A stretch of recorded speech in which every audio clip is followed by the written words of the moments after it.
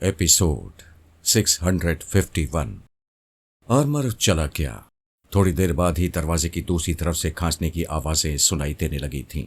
मैंने स्टीवर्ट से कहा, हेलो मिस्टर, मैं फराद अली तैमूर तुम्हारे दिमाग पर कब्जा जमाए हुए था। अब इसे थोड़ा थोड़ा आज़ाद छोड़ रहा हूं। तुम मेरी बातें गौर से सुनो। तुम्हारा तैयारा बहुत ही खतरे में है। दुश्मन इसे तबाह करना चाहते हैं, लिहाजा मैं तुम्हारे दिमाग पर कब्जा जमा कर ये गैस केबिन के अंदर खारिज कर रहा हूं। यहां से पायलट और को पायलट बुरी हालत में बाहर निकलेंगे। तुम्हारा फर्ज है कि इन दोनों के हाथ पैर बांध दो और इन्हें बेबस कर दो। जो कुछ मैं कह रहा हूं यही बात अपने साथी स्टीवर्ट से कहते जाओ। वो अपने साथी स्टीवर्ट से यही बातें कहने लगा। वो हैरान और परेशान था और बेयकीनी से अपने साथी को देख रहा था। मैंने कहा, इस वक्त बेयकीनी तुम सबको तबाह कर देगी।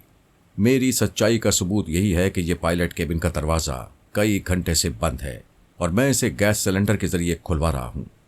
ये कहते ही मैं फिर को पायलट के दिमाग में पहुंचा। वहां वो दोनों खांस रहे थे। रसवंती पायलट के दिमाग में और आर्मर को पायलट के दिमाग में था और इस जिद्दोजहद में था कि को पायलट को दरवाजे के पास ले जाकर किसी तरह उसे खोल दे। दूसरी तरफ टेलीपैथी जानने वाला शैतान भी अपनी जिद्दोजहद में मसरूफ था। मुझे खतरा महसूस हुआ कि सुपर मास्टर पायलट के दिमाग में है और वो इस तैयारे को कहीं भी गिरा सकता है। मैं फौरन ही उसके दिमाग में पहुंचा और रसवंती से कहा, तुम आर्मर की मदद करो। फिर मैंने कहा, सुपर मास्टर, मैं तुम्हारी चाल कामयाब नहीं होने दूंगा। ये कहते ही मैंने पायलट के दिमाग को एक झटका पहुंचाया। उसके हलक से एक चीख निकल गई। सुपर मास्टर की गिरफ्त जरा और कमजोर पड़ गई। उसने भी उसके दिमाग को जवाबी झटका पहुंचाया। अब उसकी चाल ये थी कि पायलट बिल्कुल ही नाकारा हो जाए, इस जहाज को कंट्रोल ना कर सके। वो दरअसल मेरे फरेब में आ गया था। मैं भी यही चाहता था कि पायलट नकारा हो जाए। मैंने उसे फिर एक दिमागी झटका पहुंचाकर उसकी सीट से उठाया और दरवाजे के पास लेकर दरवाज़ा खुलवा दिया। और फिर मैंने फौरन ही स्टीवर्ट के दिमाग पर कब्जा जमाया। फिर उसे दौड़ाता हुआ लाकर पायलट की कुर्सी पर बिठा दिया। उसके बाद चीख कर बोला, रसवंती, आर्मर, इन दोनों शैतानों से खासी जंग होगी, लेकिन हिम्मत ना हारना, बल्कि स्टीवर्ट वगैरह के दिमाग पर कब्जा जमाकर मुसाफिरों से कहो कि वो इन दोनों को काबू में करें, तो तैयारा सही सलामत जमीन पर उतर सकता है। उन दोनों ने यही किया। वो सुपर मास्टर और उसके मातहत टेलीपैथी जानने वालों के दिमागों में रहकर जंग करते रहे। सुपर मास्टर किसी तरह उसी पायलट को स्टीवर्ट की तरफ पहुंचाकर उसे उसकी जगह से हटाना चाहता था, लेकिन रसवंती ख्यालखानी करती आ रही थी। वो उसकी चाल को कामयाब होने का मौका नहीं दे रही थी। आर्मर ने उस पायलट के जरिए चीख चीख कर मुसाफिरों से कहा, इन पायलट और को पायलट को अपने काबू में करो, इन्हें बांध कर रखो, वरना जहाज तबाह हो जाएगा। दूसरे स्टीवर्ट और एयर होस्टेस ने यह तमाशा अच्छी तरह समझ लिया था। अपने साथी स्टीवर्ट को पायलट की सीट पर बैठकर जहाज कंट्रोल करते हुए देख रहे थे, लिहाजा वो मुसाफिरों से दरखास्त करने लगे कि इन्हें अपने काबू में किया जाए। मुसाफिरों में खलबली मच गई थी। बहुत से कमजोर दिल थे जो चीखते चिल्लाने लगे थे। बहुत से दिलेर थे, वो आगे बढ़कर उन दोनों को अपने काबू में कर चुके थे। इस दौरान मैं स्टीवर्ट से कह रहा था, शाबाश, तुम इसी तरह जहाज को कंट्रोल करते रहो। मैं कभी कभी तुम्हारे दिमाग से जाऊंगा, फिर आ जाऊंगा और तुम्हें गाइड करता रहूंगा। मैंने रसवंती के पास आकर कहा, अब इनकी फिक्र ना करो। वो दोनों शैतान मुसाफिरों को अपना आलाकार बनाएंगे, लिहाजा तुम और आर्मर दूसरे मुसाफिरों के दिमाग में पहुंचने की कोशिश करते रहो। जब भी दूसरे मुसाफिर पायलट रूम की तरफ आने की कोशिश करे तो उनका रास्ता रोकते रहो। मैं फिर स्टीवर्ट के पास आ गया। उसके जरिए कंट्रोल टावर से राब्ता कायम करते हुए बोला, हमारा तैयारा मुसीबत में है। हम आपके एयरपोर्ट पर उतरना चाहते हैं, प्लीज हमारी हेल्प करें। आधे घंटे बाद ही वो तैयारा दिल्ली के एयरपोर्ट पर उतरने लगा। स्टीवर्ट ने मेरी हिदायत के मुताबिक इत्तला दी थी कि इस तैयारे में कुछ मुजरिम हैं जिन्हें हिरासत में लिया जाए, और वो मुजरिम पायलट और को पायलट हैं जो दरअसल बेकसूर हैं। उन पर चंद टेलीपैथी जानने वालों ने कब्जा जमा रखा है। मादाम रसवंती, मिस्टर फराद अली तैमूर और मिस्टर आर्मर ने हमारी मदद की और इस तरह हम मुसाफिरों की जान बचाने में कामयाब हो गए हैं। तैयारा रनवे पर रुका तो सबसे पहले मुसाफिरों को उतारने के इंतजामात किए गए। मैंने और फ्रांस के आला अफसरान ने एक दूसरे से खुश होकर मुसाफा किया। हमने तकरीबन 1200 मुसाफिरों की जान बचाई थी, जिनमें मासूम बच्चे भी शामिल थे। सबसे बड़ी बात यह कि मैंने अपने आप को बदनाम होने से बचा लिया था। सुपर मास्टर ने मेरे दिमाग में आकर कहा, कामयाबी मुबारक हो, लेकिन यह कैसे साबित करोगे कि टेलीपैथी जानने वाला सुपर मास्टर है? तुमने शायद एक बात गौर नहीं की, मैंने इस तैयारी की रवानगी से पहले ही पायलट और को पायलट को अच्छी खासी पिला दी थी। वो नशे में थे। यकीनन नशा सर चढ़कर बोल रहा होगा और वो अपने फराइज से गाफिल हो गए होंगे। नशे की हालत में कंट्रोल टावर वालों से फरहाद का जिक्र कर रहे होंगे, जबकि बेचारा फरहाद तो खुदाई खिदमतकार है। उसने सीवर्ट के जरिए इस तैयारे को तबाही से बचा लिया। बेशक तुम बदनामी से बच गए, लेकिन मुझे बेनकाब नहीं कर सके और ना ही कभी कर सकोगे। उसी वक्त एक ऑफिसर ने आकर कहा, मिस्टर फरहाद, पार्लियामेंट के मेंबरान कह रहे हैं, ये क्या तमाशा है? फरहाद अली तैमूर क्यों हमें अहमक बना रहा है? पहले तो पायलट के दिमाग पर कब्जा जमा रखा, फिर खुद को बदनामी से बचाने के लिए स्टीवर्ट को आलाए कार बनाया, पायलट और को पायलट को मार डाला ताकि वो उसके खिलाफ बयान न दे सकें। स्टीवर्ट को अपने काबू में रखा ताकि वो दहशत में मुब्तला होकर उसकी हिमायत में बयान देता रहे। क्या हम फरहाद की इस बचकाना चाल को समझ नहीं सकते? सुपर मास्टर ने मेरे दिमाग में कहका लगाया और कहा, लो, मैं समझ रहा था तुम बदनामी से बच गए और मैं बेनकाब नहीं हुआ। वाह, इसे कहते हैं कमाल। मैं तो नकाब में ही हूं, कोई मुझे इल्जाम नहीं दे सकता।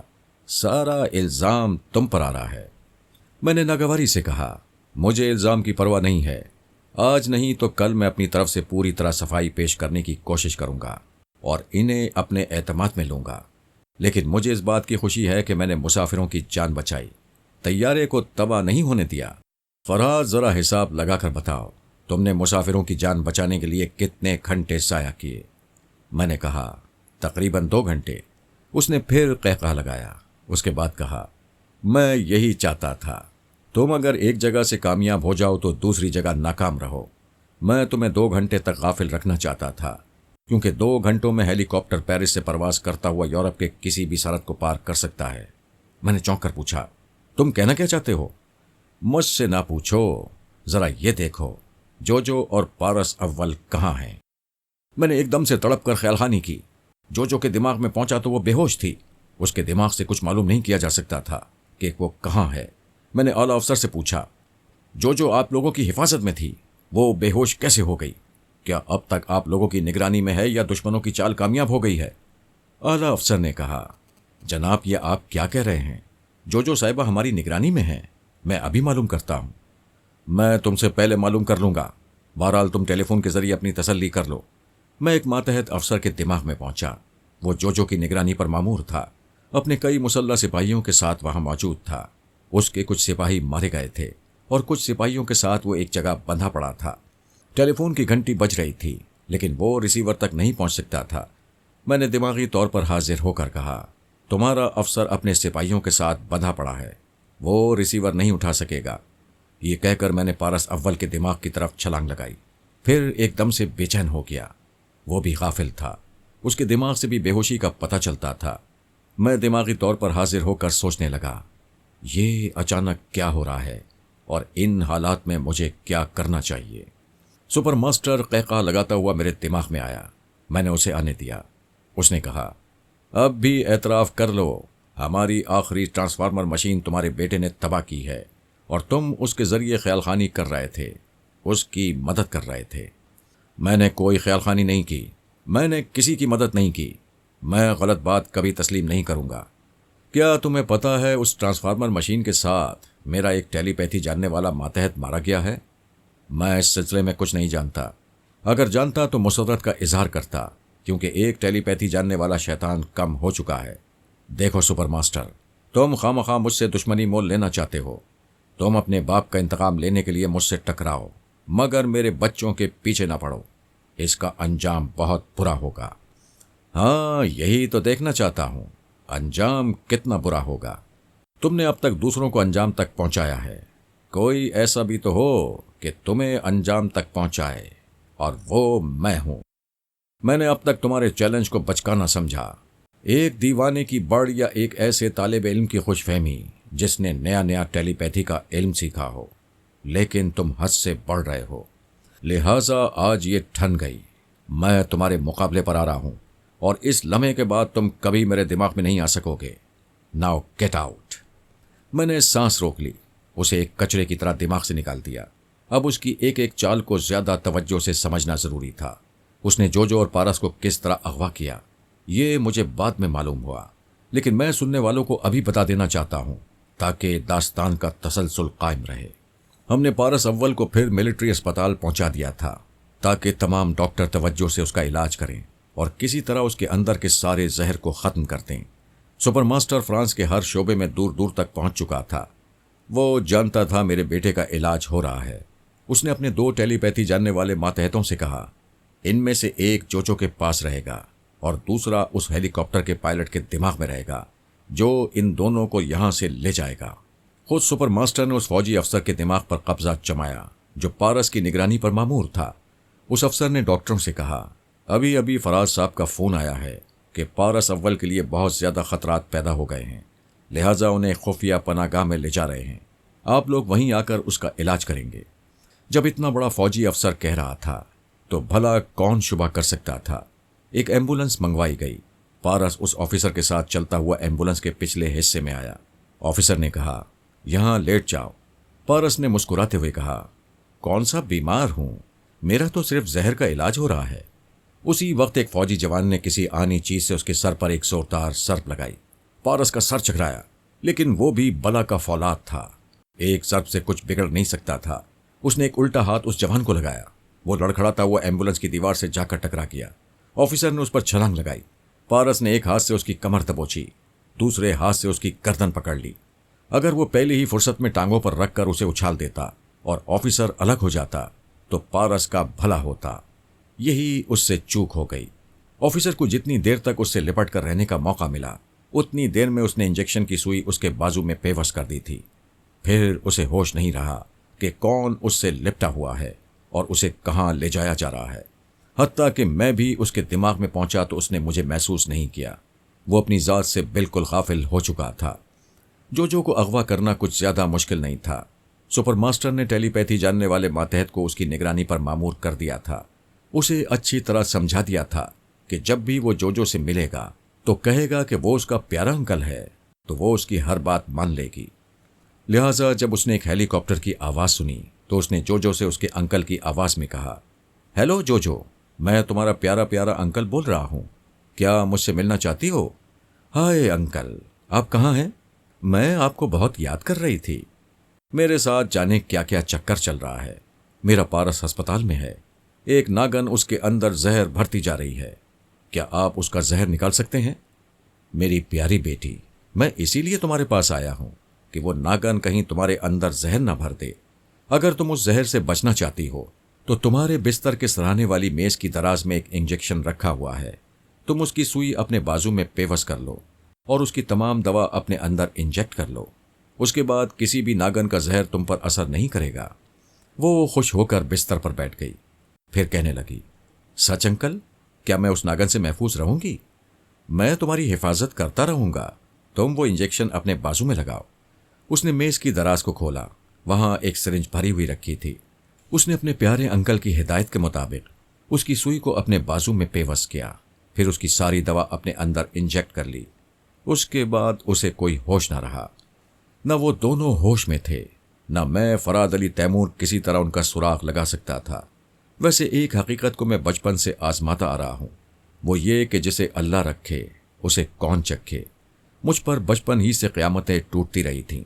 बचपन में मेरी चची और उनकी औलाद ने मुझे मार डालने में कोई कसर नहीं छोड़ी थी। मेरी जिंदगी थी, इसलिए आज तक जी रहा हूं। कितने ही सर फिरे दुश्मन मेरे मुकाबले पर आए, कितने ही नाकाबिले शिकस्त दुश्मन शिकस्त खाकर हमेशा के लिए फना हो गए। मेरी तरह आज मेरे बच्चे भी मसाइब का शिकार हो रहे थे और उनके साथ भी वही कहावत सादिक आ रही थी कि जिसे खुदा रखे उसे कौन चखे। यूं तो सुपर मास्टर के 2 टेलीपैथी जानने वाले मातहत पारस और जोजो को अगवा करके ले जा रहे थे, लेकिन अगवा करने वाले दूसरे आलाकारों में तमाम के तमाम तंजीम वाले थे और वो इन दोनों को तंजीम वाले मुल्क ले जाना चाहते थे। इस्तांबुल के करीब पहुंचते ही हेलीकॉप्टर में अचानक कोई टेक्निकल खराबी पैदा हो गई। जब तक वो उसे जमीन पर ना उतारता उसकी खराबी मालूम नहीं हो सकती थी। उसने हद्दुल इम्कान कोशिश की कि हेलीकॉप्टर को ज्यादा से ज्यादा दूर तक परवाज करते हुए ले जाए। आखिर वो उसे प्रिंस आइलैंड तक ले ही गया। ये सब कुछ ऐसे वक्त हो रहा था जब मैं तैयारे के मुसाफिरों को बचाने में मसरूफ था, और जब मुझे उनके अगवा का इल्म हुआ तो मैं ये मालूम नहीं कर सकता था कि जोजो और पारस अव्वल प्रिंस आइलैंड पहुंचाए गए थे। वो दोनों बेहोश थे और मेरी कोई रहनुमाई नहीं कर सकते थे। सुपरमास्टर ने हुक्म दिया, जो तमाशा उन दोनों के साथ करना है वो इसी जजीरे में किया जाए। ज्यादा खतरा मोल लेना मुनासिब नहीं है। हो सकता है पारस होश में आने के बाद मुसीबत बन जाए या फरहाद उनके जरिए तुम लोगों तक पहुंच जाए, फिर तुम उन्हें तंजीम वाले मुल्क तक नहीं ले जा सकोगे। एक बार मैं पारस के दिमाग में पहुंचा तो वो होश में आ चुका था। वो और जो कुर्सियों पर बंधे हुए थे और दोनों एक दूसरे से दूर बिठाए गए थे। उन दोनों के सामने एक बड़ा सा स्क्रीन था। मैंने जैसे ही उसे मुखातिब किया, उसने कहा, पापा आप यहां से फौरन चले जाएं। ये लोग सही मायनों में शैतान हैं। ये सामने वाले स्क्रीन पर अभी एक इखलाकसोज फिल्म दिखा रहे थे और इसके बाद वो दूसरी फिल्म चलाने वाले हैं। प्लीज आप यहां से चले जाएं। इतना बता दो कि तुम कहां हो। मुझे कुछ नहीं पता है। मैं यहां के बारे में कुछ नहीं जानता हूं। प्लीज आप मेरे दिमाग में ना रहें। मैं अपने हालात से निमट लूंगा। आप ज्यादा से ज्यादा 1 घंटे बाद आकर मेरी खैरियत मालूम कर लें। मैं उसके दिमाग से चला आया। मुझे सुपर मास्टर पर गुस्सा आ रहा था। वो कम वक्त ऐसी चालें चल रहा था कि मैं अपनी औलाद के दिमागों में पहुंचकर भी उनकी मदद नहीं कर सकता था। वहां वो बेशर्मी की इंतहा कर रहा था। मैं नहीं जानता कि अब पारस और जोजो के साथ क्या हो रहा है, लेकिन बाद में दूसरे जराए से जो कुछ मालूम हुआ उसे बयान कर रहा हूं। वो 2 अलग अलग कुर्सियों पर बंधे हुए थे। वो एक बड़ा सा हॉल था। उनके सामने एक स्क्रीन पर फिल्म चल रही थी। जोजो ने आंखें बंद कर ली थीं और कह रही थी, प्यारे अंकल, तुम भी गंदे बच्चे हो गए हो। तुम्हें शर्म नहीं आती? पारस ने भी आंखें बंद कर रखी थीं और कह रहा था, जोजो जब तक तुम नादान बच्ची बनकर रहोगी, हम नई नई मुसीबतों में मुब्तला होते रहेंगे। तुम फौरन हर एक पर एतमाद कर लेती हो। दुश्मन को अब भी प्यारा प्यारा अंकल कह रही हो। वो जहां थे उस बड़े से हॉल में एक बहुत बड़ा पलंग बिछा हुआ था। एक शख्स ने आकर कहा, तुम दोनों को आंखें खुली रखना चाहिए वरना। एक तमाचा मारने की आवाज आई। जोजो के हलक से चीख निकली। उसकी आंखें खुल गईं। पारस ने आंखें खोलकर उधर देखा तो वो रो रही थी। तुम बहुत खराब बच्चे हो। लड़की को थप्पड़ मारते हो। तुम्हें शर्म नहीं आती? पारस बंधा हुआ था और जोर लगाकर रस्सी तोड़ने की कोशिश करते हुए कह रहा था, मर्द के बच्चे हो तो रस्सी खोलो। तुमने जोजो को एक तमाचा मारा है। मैं तुम्हारा हाथ काट कर फेंक दूंगा। वो हंसते हुए बोला, अपने माँ बाप को बुलाओ ताकि वो मेरे दिमाग में पहुंचने की नाकाम कोशिश करें। उन्हें यह कभी मालूम नहीं हो सकेगा कि तुम दोनों को कहां से लाया गया है। बहरहाल वो सामने बहुत ही खूबसूरत और आरामदेह पलंग देख रहे हो। ये तुम मियाँ बीवी के लिए है। इसमें कोई शर्म की बात नहीं है। सुना है जब से शादी हुई है तुमने अज़वाजी वजीफा अदा नहीं किया है, और तुम कर भी कैसे सकते हो? तुम तो जहरीले हो। जिसके पास जाओगे वो बेचारी सलारा की तरह जहरीली मोहब्बत से मर जाएगी। फिर उसने हाथ उठाकर किसी को हुक्म दिया, इंजेक्शन लेकर आओ। एक मुलाजिम एक ट्रे पर सिरिंज और इंजेक्शन की छोटी सी शीशी लेकर आ गया। वो शख्स कहने लगा, दरअसल जो जज्बात को नहीं समझती है। ये ज़हनी तौर पर अभी तक बच्ची है, लेकिन ये इंजेक्शन इस बच्ची को अचानक जवान बना देगा। उसने सिरिंज में कोई दवा भरी, फिर जोजो के पास आकर उसके एक बाजू की आस्तीन को पकड़कर एक झटके से फाड़ दिया। सिरिंज की सुई उसके बाजू में चुभ हुई, फिर दवा उसके अंदर इंजेक्ट कर दी। जोजो के चेहरे पर तकलीफ के आसार थे। वो बुड़बुड़ा रही थी, उन्हें बुरा भला कह रही थी। थोड़ी देर बाद वो चुप हो गई। उसकी आंखें बंद हो गईं। पारस उसे गौर से देख रहा था। वो जरा आगे पीछे झूम रही थी। उस शख्स ने उसकी रस्सियां खोल दी। वो कुर्सी पर बैठे बैठे आंखें खोलकर इधर उधर देखते हुए बोली, कितना अच्छा लग रहा है। ये सामने की दीवार इधर से उधर घूम रही है। आहा, मेरे अंदर ये क्या हो रहा है? जी चाहता है हवा में उड़ने लगूं। वो कुर्सी से उछलकर खड़ी हो गई, जैसे उछलकर हवा में उड़ना चाहती हो, लेकिन फिर डगमगा गई। गिरते गिरते संभल गई। फिर शराबियों की तरह इधर से उधर जाते हुए हंसने लगी। हंसते हंसते उसने अपने लिबास का एक हिस्सा फाड़ दिया। पारस ने चीख कर कहा, जो ये क्या कर रही हो? होश में आओ, देखो तुम्हारा बदन खुल रहा है। उस हॉल का एक दरवाजा खुलने लगा। उस दरवाजे में 4 पहलवान किस्म के हट्टे कट्टे मर्द नजर आए। वो सिर्फ लंगोट पहने हुए थे। उनके कसरती जिस्म चट्टान की तरह सख्त दिखाई दे रहे थे। उस शख्स ने कहा, ये 4 पहलवान बहुत ही बदमाश हैं। किसी बहन या बेटी की इज्जत का ख्याल नहीं करते। ये भी नहीं सोचेंगे कि जो तुम्हारी शरीक हयात है। उसने एक पहलवान से कहा, पारस की रस्सियां खोल दो।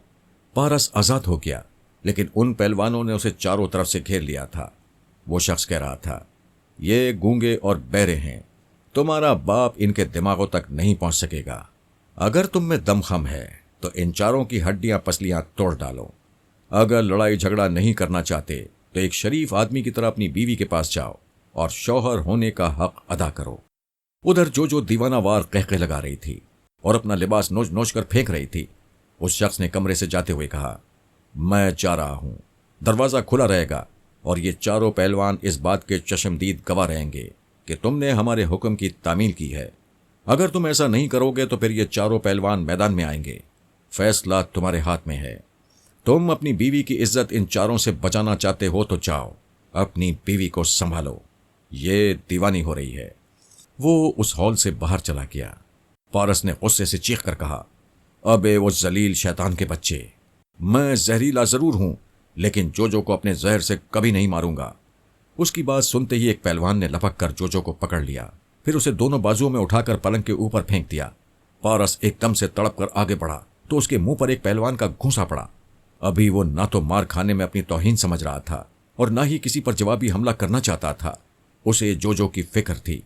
वो पहलवानों से कतराकर उसे बचाने के लिए जाना चाहता था, लेकिन पीछे से एक लात पड़ी। वो अपना तवाजुन कायम न रख सका, सामने फर्श पर जाकर औंधे मुंह गिर पड़ा। इससे पहले कि वो उठता, चारों पहलवानों ने उसके दोनों हाथ और दोनों पांव पकड़ लिए, फिर उसे झुलाते हुए जोजो के पलंग के पास फेंक दिया। कानों में उसी शख्स की आवाज गूंज रही थी। वो कह रहा था, निजात का कोई रास्ता नहीं है। ये ना समझना कि ये सिर्फ 4 पहलवान हैं। अव्वल तो ये तुम्हारी हड्डियां पसलियां तोड़ देंगे। अगर किसी तरह बच निकलने में कामयाब हो भी गए तो इस हॉल के बाहर तुम्हें गोलियों से छलनी कर दिया जाएगा। जो दीवानावार कहके लगाते हुए उस पर छा गई थी। वो हैरान और परेशान अपनी बचपन की साथी को, अपनी शरीक हयात को, अपनी जान को ऐसे रूप में देख रहा था जिसकी वो कभी तवक्को नहीं कर सकता था। वाकई निजात का रास्ता नहीं था। अगर वो जोजो को अपने जहर से महफूज रखना चाहता था तो वो चारों पहलवान उसकी इज्जत के दुश्मन बन जाते।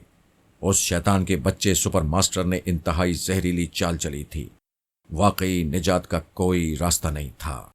यूं तो दुश्मनी हर कोई कर लेता है, मगर सलीके से कोई कोई करता है, क्योंकि दोस्ती करने के लिए ज्यादा सोचने समझने की जरूरत नहीं पड़ती। दोस्ती के लिए सिर्फ जज्बा काफी होता है, लेकिन दुश्मन के लिए होशो हवास में रहना जरूरी होता है, क्योंकि ये गुस्से का नतीजा होती है और गुस्से के वक्त आदमी कभी होश में नहीं रहता।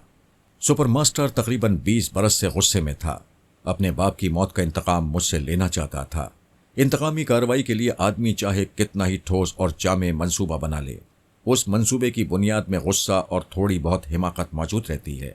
वो पारस और जोजो को एक 4 दीवारी में कैद करके उन्हें अज़वाजी वजीफा अदा करने पर मजबूर कर रहा था। देखा जाए तो वो बड़ी दानिशमंदाना चाल चल रहा था। एक दुल्हन को उसके दूल्हा की मोहब्बत से कत्ल कराना चाहता था। अगर उसका मंसूबा यहीं तक होता तो शायद वो कामयाब हो जाता, लेकिन उसने 4 पहलवानों को मुकाबले पर भेजकर पारस को इस नतीजे पर पहुंचा दिया था कि उसे ऐसे भी मरना है, वैसे भी मरना है। तो फिर अपनी जोजो की जान का दुश्मन क्यों बने? जब मरना ही ठहरा तो फिर दुश्मनों से 2-2 हाथ करके जान देगा या जान लेगा। सुपर मास्टर के मंसूबे का कामयाब पहलू यह होता कि वो पारस को इस बात की जमानत देता कि अज़वाजी रिश्ते के बाद बला से जोजो मर जाए, मगर पारस को रिहा कर दिया जाएगा। हालांकि पारस कभी जोजो की हलाकत गवारा न करता, लेकिन ये बात सुपर मास्टर के नुक्ता नज़र से कह रहा हूं। वो ये ख्याल कायम कर सकता था कि पारस अपनी जान बचाने के लिए खुद गरज बन सकता है, जोजो को मारकर अपनी निजात का रास्ता बना सकता है, लेकिन उसकी प्लानिंग में खराबी रह गई थी। उसने पारस के फरार का रास्ता बंद कर दिया था। वो भूल गए थे कि उसकी रगों में सांप का जहर दौड़ रहा है और सांप का रास्ता हर तरफ से रोका जाए, उसे निकलने का मौका न दिया जाए तो वो फुंकारता है और डसना शुरू कर देता है। दवा के असर पर जोजो पर दीवानगी तारी थी। वो अपने बालों को नोच रही थी, लिबास को तार तार कर रही थी। पारस नहीं चाहता था कि कोई उसे ऐसी हालत में देखे, लेकिन वो काबू में नहीं आ रही थी। उसने मजबूर होकर इसके सर को दोनों हाथों से थाम लिया और दोनों कनपटियों की मखसूस रगों पर अपने अंगूठों का दबाव डालना शुरू किया। अचानक जोजो के कह घुट गए, उसके हलक से कर्रा निकली, दीदे फैल गए, फिर आंखें बंद होने लगीं।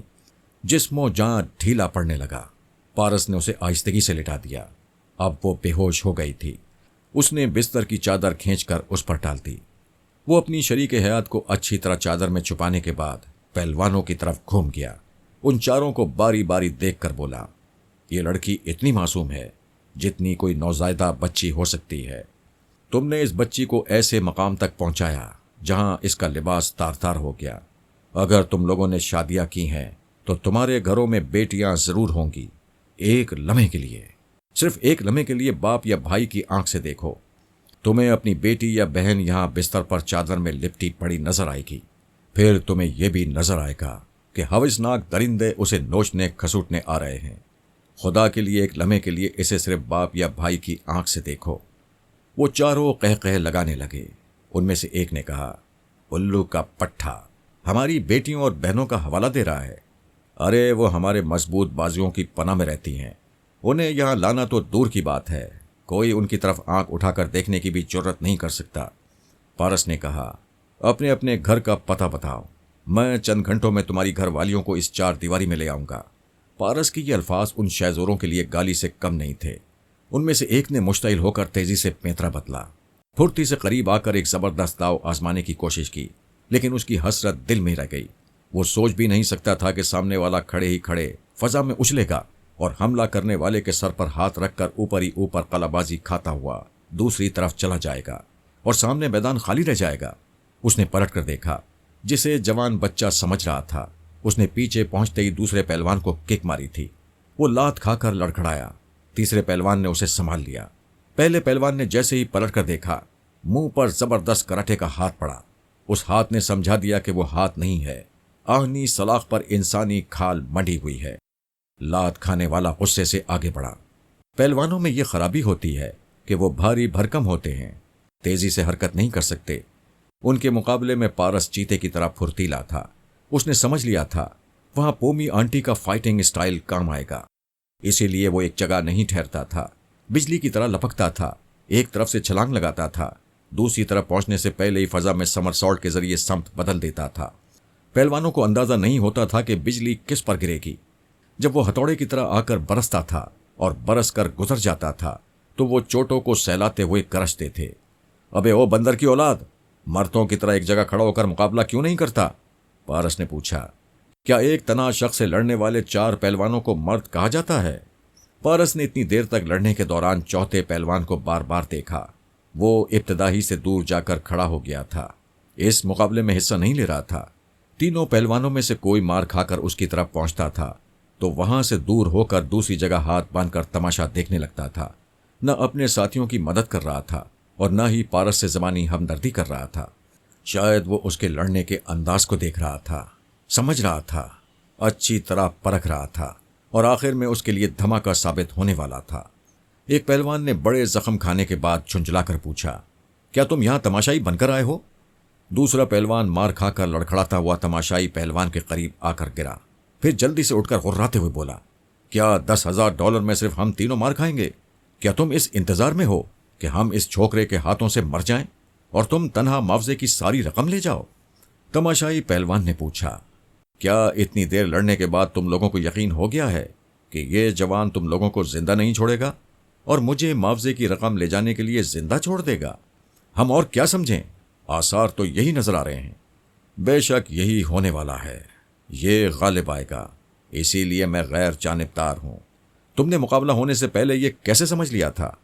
उसने पलंग पर पड़ी हुई जोजो को देखा, फिर कहा, मुझे इस जवान की शहजोरी ने नहीं, इसकी बातों ने मारा है।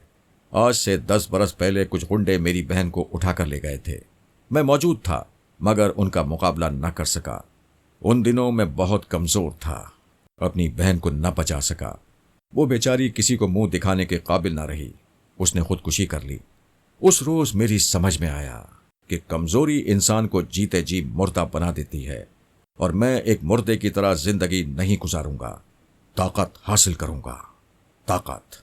उसने पारस को देखा, फिर कहा, मैंने पहलवानी शुरू की, अपना जिस्म बनाने लगा, अपने अंदर ज्यादा से ज्यादा ताकत और हौसला पैदा करने लगा। कितने ही पहलवानों से मार खाता रहा और उनसे तरह तरह के दाव पेच सीखता रहा। मैंने 4 बरस में इतनी कुव्वत हासिल कर ली कि अपनी बहन के कातलों को ढूंढ ढूंढ कर मारने लगा। वो मुझसे मुआफिया मांगते थे, मेरे कदमों में सर रखते थे और मैं उनके सर कुचलता जाता था। आखिर मैंने उन्हें तड़पा तड़पा कर हमेशा के लिए खत्म कर दिया। पारस ने पूछा, जब तुम एक बहन का जख्म खा चुके थे तो दूसरी लड़की की मजबूरी और बेबसी से फ़ायदा उठाने क्यों आए। मैंने इन 10 वर्षों में इतनी ज़्यादा क़ुव्वत हासिल कर ली कि मजबूरी, बेबसी और कमज़ोरी को भूलता चला गया। मैं ये सोचकर मुतमईन हो गया कि अपनी बहन का इंतकाम ले चुका हूँ, मेरा फ़र्ज़ अदा हो चुका है। मैंने सारी दुनिया की कमज़ोर औरतों की हिफाजत का ठेका नहीं लिया है। वैसे भी बदमाशी कमज़ोरों पर की जाती है। मैं उनसे हमदर्दी करूँगा तो बदमाशी किससे करूँगा। उसने कुछ तवक्कुफ़ किया, फिर एक गहरी सांस ली और कहा, ताकत बुरी बला है, ये इंसान को बेहिस, सालिम और बेगैरत बना देती है। मैं भी मगरूर और बेगैरत बन गया। कमज़ोर औरतों से खेलने लगा, उनके रिश्तेदारों को उसी तरह ठोकरें मारने लगा जिस तरह मेरी बहन को उठाने वालों ने मुझे ठोकरें मारी थीं। आदमी या तो अपना बुरा वक्त भूल जाता है या फिर बुरा बनकर बुरे वक्त का इंतकाम दूसरों से लेता है। लेकिन नौजवान, आज तुम्हारी बातों ने मुझे झंझोड़ डाला है।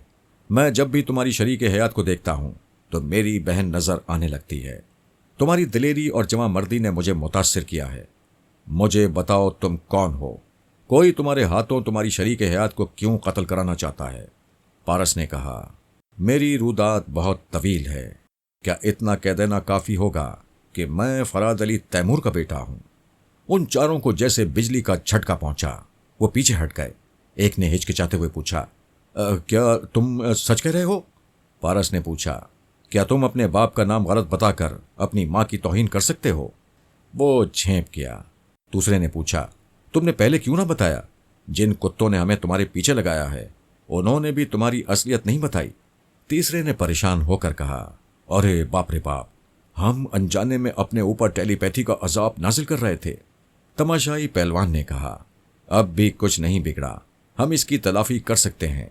गजब खुदा का, वो कुत्ते हमारा अड्डा भी इस्तेमाल कर रहे हैं और हमें फराज साहब का दुश्मन भी बना रहे हैं, और हम $10,000 के लालच में अपनी अपनी कब्र खोद रहे हैं। लानत है हमारी अकल पर। पारस ने पूछा, इस अड्डे में मेरे दुश्मन के कितने मुसल्लह अफराद हैं? वो लोग हेलीकॉप्टर में आए थे, कहीं दूसरी जगह जाने वाले थे। हेलीकॉप्टर में खराबी पैदा होने के बाइस इस जजीरे में उतर गए। उनमें से एक पायलट है, दूसरा वो शख्स है जिसे तुमने थोड़ी देर पहले इस चारदीवारी में देखा था। बाकी 4 मुसल्लह अफराद उस बंद दरवाजे के बाहर हैं। उनकी तो हम ऐसी की तैसी कर देंगे। ये हमारा अड्डा है, यहाँ हमारे आदमी ज्यादा हैं। वो बोलते बोलते चुप हो गया। खुला में यूं तकने लगा जैसे किसी सोच में गुम हो गया हो या सोच की लहरों को सुन रहा हो। पारस ने पूछा, क्या बात है? उसने कहा, कोई मेरे दिमाग में कह रहा है तुम झूठ बोल रहे हो, तुम फराज साहब के बेटे नहीं हो। पारस ने कहा, वो यकीनन टेलीपैथी जानने वाला हमारा दुश्मन सुपर मास्टर है। सुपर मास्टर ने उस जख्मी पहलवान के दिमाग में कहा, मैं फराद अली तैमूर हूं। ये सारी दुनिया जानती है कि सिर्फ मैं और मेरे साथी टेलीपैथी जानते हैं। हमारा कोई दुश्मन ये इल्म नहीं जानता। ये नौजवान सिर्फ दिलेर ही नहीं, मक्कार भी है। जख्मी पहलवान ने पारस से कहा, तुम मक्कार हो, फराज साहब का कोई दुश्मन टेलीपैथी नहीं जानता। पारस सोच में पड़ गया। सुपर मास्टर टेलीपैथी का सहारा लेकर उन पहलवानों को फिर उसका दुश्मन बना रहा था। वो एक एक करके फिर तेवर बदल रहे थे। सिर्फ तमाशाई पहलवान खामोश था। चूंकि वो जख्मी नहीं था, इसलिए सुपर मास्टर उसके दिमाग में पहुंचकर उसे वरगला नहीं सकता था। पारस ने पूछा, तुम सब मुझे इस तरह घूर घूर कर क्यों देख रहे हो? क्या वो टेलीपैथी जानने वाला शैतान तुम लोगों को बहकाने में कामयाब हो गया है? उनमें से एक ने कहा, शर्म करो, थोड़ी देर पहले जिस टेलीपैथी जानने वाले को बाप कह रहे थे, उसी जबान से उसे शैतान कह रहे हो। वो तमाशाई कभी पारस को और कभी अपने साथियों को देख रहा था। फिर उसने एक साथी से पूछा, ये क्या हो रहा है? क्या वाकई तुम तीनों के दिमागों में कोई बोल रहा है? हाँ, फराज साहब बोल रहे हैं। पारस ने कहा, यह झूठ है। इनके दिमागों में बोलने वाला वही दुश्मन है जिसके एक मातहत ने तुम लोगों को मेरे खिलाफ किराए पर हासिल किया है। वो मेरे दिमाग में क्यों नहीं आ रहा है? वो जानता है कि तुम जख्मी नहीं हो। सोच की लहरों को महसूस करते ही सांस रोक लोगे। फिर उसने इन जख्मियों के दिमागों में रहकर मालूम कर लिया है कि तुम मेरे हिमायती हो। वो टेलीपैथी के जरिए इन तीनों को जबरन अपना आलाकार बना सकता है, तुम्हें नहीं बना सकेगा। उसने अपने साथियों से पूछा, क्या वो खुद को फराद कहता है? बेशक, ख्याल खानी करने वाला फराद ही हो सकता है। फराज साहब के मुताल्लिक हमारी मालूमात महदूद हैं, मगर इतना सब जानते हैं कि उन्होंने टेलीपैथी के जरिए न किसी की दौलत पर कब्जा जमाया, न किसी औरत की इज्जत पर जबरन हाथ डाला। फिर वो इस जवान की शरीक हयात पर जबर क्यों कर रहे हैं? क्यों इसकी इज्जत और जान के दुश्मन हो गए हैं? क्या तुम्हारे दिमागों में बोलने वाला मेरी इस बात का जवाब देगा? सुपर मास्टर ने जख्मी पहलवानों को समझाया, मैं दोस्त औरतों की इज्जत करता हूं और दुश्मन औरतों को मुआफ नहीं करता। मेरे फराद होने का सबसे बड़ा सबूत यही है कि मैं सोच के जरिए बोल रहा हूं और इस फ्रॉड नौजवान का पोल खोल रहा हूं। जख्मी पहलवानों ने सुपर मास्टर का जवाब सुनाया। पारस के हिमायती ने कहा, जो नौजवान इतना गैरतमंद हो कि अपनी शरीक हयात के लिए जान की बाजी लगाकर तुमसे मुकाबला करे, वो खामखा बेगैरत बनकर फराज साहब को अपना बाप नहीं कहेगा। सुपर मास्टर ने कहा, तुम्हारा ये साथी फजूल बहस कर रहा है। तुम तीनों मिलकर इसकी पिटाई करो, इसे किसी तरह जख्मी करो, फिर मैं इसके दिमाग में पहुंचकर इसे भी दोस्त बना लूंगा। एक पहलवान ने कहा, कैसी बातें करते हो? हम तीनों इस नौजवान से मुकाबला करके आधे हो चुके हैं। अपने ताज़ा दम साथी से मुकाबला करके जमीन से उठने के काबिल भी नहीं रहेंगे। दूसरे पहलवान ने पूछा, आखिर तुम हमें आपस में क्यों लड़ाना चाहते हो? मैं तुम्हें इस जवान के फरीब से बचाना चाहता हूं और तुम्हारे मुआवजे की रकम बढ़ाकर $20,000 करना चाहता हूं। चलो तुम तीनों को 10-10 हजार दूंगा। तीनों के मुंह हैरत से खुल गए। एक ने पूछा, क्या तुम टेलीपैथी के जरिए हमारी कुछ मदद कर सकते हो? हाँ, कर सकता हूं। तुम किसी तरह अचानक ही हमला करके इस जवान को जख्मी कर दो, फिर मैं इसके दिमाग में पहुंचकर इसे तुम्हारे मुकाबले में कमजोर बना दूंगा। ये तो बिल्ली के गले में घंटी बांधने वाली बात है। हम अपने तमाम दाव पेच आजमा चुके हैं। वो किसी तरह हाथ नहीं आता, बिजली की तरह से इधर से उधर लपकता है। जब यह हाथ नहीं आएगा तो हम किस तरह इसे जख्मी करेंगे? दूसरे ने कहा, ए भाई टेलीपैथी जानने वाले, तुम हमारी औकात से ज्यादा देकर हमारी ताकत से काम लेना चाहते हो। अगर हम इस छोकरे को नुकसान पहुंचा सकते तो टेलीपैथी की मदद क्यों मांगते? ठीक है, मदद पहुंच रही है। जैसे ही दरवाजे पर दस्तक हो, फौरन आगे बढ़कर खोल देना। मेरे मुसल्ला आदमी आ रहे हैं। वो अंदर आते ही नौजवान को गोली मार देंगे। ये कहकर सुपर मास्टर ने अपने उस मातहत के दिमाग पर दस्तक दी जो पारस और जोचो को हेलीकॉप्टर में वहां लाया था। पहले तो उस मातहत ने सांस रोक ली, फिर पूछा, कौन है? तुम्हारा बाप, सुपर मास्टर। वो फौरन उठकर अटेंशन होते हुए बोला, यस सर। वो गुस्से से बोला, तुमने मेरे शिकार को कहां पहुंचा दिया है? वहां पारस बाजी पलट रहा है। उसने 3 पहलवानों को जख्मी कर दिया। तुमने कैसे चूहों का इंतखाब किया है? क्या तुम्हें यही अड्डा मिला था? सर, आप जानते हैं, हेलीकॉप्टर में पैदा होने वाली खराबी ने हमें इस जजीरे में पहुंचा दिया। मेरी फौरी मालूमात के मुताबिक इसमें यही लोग खतरनाक बदमाश समझे जाते हैं। इतने खतरनाक हैं कि पुलिस ने कभी इनके अड्डे पर छापा नहीं मारा। मैंने मजबूरी और उजलत में इनकी खिदमात हासिल की हैं। बहरहाल मैं बिगड़े हुए काम को बना सकता हूं। आप मुझे एक मौका और दें। मुझे 3 पहलवानों के दिमागों में जगह मिल गई है। चौथा सांस रोक लेता है और वो पारस का हिमायती है। तुम मुसल्ला आलाकारों के साथ इस दरवाजे पर दस्तक दो। पहलवान दरवाज़ा खोलेगा, तुम उसे देखते ही गोली मार देना। जनाब, पहले तो उसे गोली मारने की बात नहीं हुई थी। आपने वादा किया था कि आप उसे जिंदा सलामत रखेंगे और हम तंजीम वाले मुल्क में उसे कैदी बनाकर रखेंगे। बेशक मैंने वादा किया था, लेकिन तुम्हारी हिमाकतों ने काम बिगाड़ दिया है। अगर पारस ने उस हिमायती पहलवान के जरिए तुम्हें वहां से भगा दिया तो जानते हो क्या होगा? उसके जिंदा रहने से ये राज फाश हो जाएगा कि उसके और जोजो के अगवा में तंजीम वालों का भी हाथ था। फरहाद को मालूम होगा तो इस बार वो तुम तंजीम वालों से जबरदस्त इंतकाम लेगा। उसने परेशान होकर कहा, नहीं जनाब, ये राज फाश नहीं होना चाहिए। मैं खुद रिवॉल्वर लेकर अपने आदमियों के साथ आ रहा हूं। दरवाजा खुलते ही उसे गोली मार दूंगा। सुपर मास्टर फिर उस 4 दीवारी में आ गया। एक जख्मी के जरिए हिमायती पहलवान से कहा, तुम जज्बाती अंदाज में इस नौजवान से मुतासिर हो गए हो। जब तुम्हें यकीन होगा कि यह फ्रॉड है और मैं फराद अली तैमूर हूं, तुम अपनी सलामती के लिए मुझसे मुआफिया मांगोगे। लेकिन जो मेरे मुश्किल में काम नहीं आता, मैं उसे कभी मुआफ नहीं करता। पारस ने कहा, सुपर मास्टर, तुम मेरे हिमायती को मेरे खिलाफ भड़काकर यह दरवाज़ा खुलवाना चाहते हो। तुम्हारी चाल आसानी से समझ में आती है। अब तुम्हारे सामने यही एक दरवाज़ा रह गया है जहां से तुम्हारे मुसल्ला अफराद आकर मुझे और मेरे हिमायती को नुकसान पहुंचा सकते हैं। उसकी बात पूरी होते ही दरवाजे पर दस्तक सुनाई दी। एक आलाकार पहलवान तेजी से आगे बढ़ा। पारस ने अचानक छलांग लगाई, फिर उसके सामने दीवार बनकर बोला, सुपर मास्टर, तुम्हारे ये तीनों आलाकार कभी दरवाजे तक नहीं पहुंच सकेंगे। ये तीनों पिटे हुए मोरे हैं। जख्मी पहलवान ने दरवाजे की तरफ मुंह उठाकर चीखते हुए कहा, फायर कर दो, दरवाजे का लॉक तोड़ दो। पारस फौरन ही उछलकर वहां से हट गया।